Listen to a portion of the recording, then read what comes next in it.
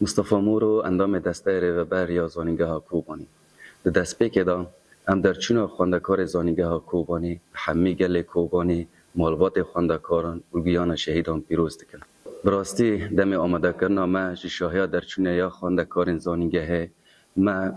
پیش بینی دکرن که نیزی 5 حتی 6,000 انسان تبله شاهی ببه ولگوری و جیوک اون زانن که استادیوم شهید باور آگر حتی 5,000 کسی قبول دکه لبراستی هجمار گلی که تبله شاهی بی زیادتری 10,000 کس بود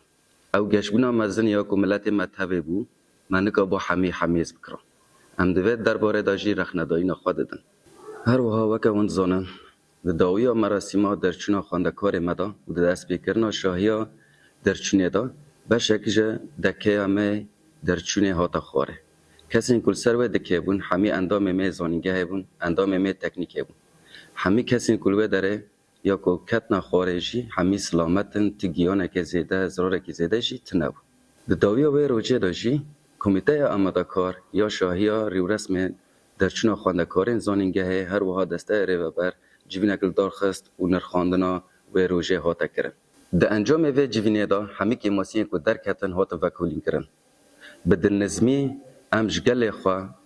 رخندایین ولی برنیت خوازن جبر که مگشبون آوان نکا بو حمیز بکرم. ام سوز دادن جملت را که پرزریکن وی رنگی و جارا کدن دوباره نبن. شاهی اندمی پیش دا که زانینگه هلدار بخه و دروشه که زیده اولابه و جی کی فراتر به داویه دیجی ام سپاسیا همی گله کوبانی دکن سپاسیا هیزا اولا کاری یا کو شاهیا ما پاراستن هر وها سپاسیش بود دسته جوان ورزش استادیوم شهید آگر یا کو شاهیا ما حمیز کرد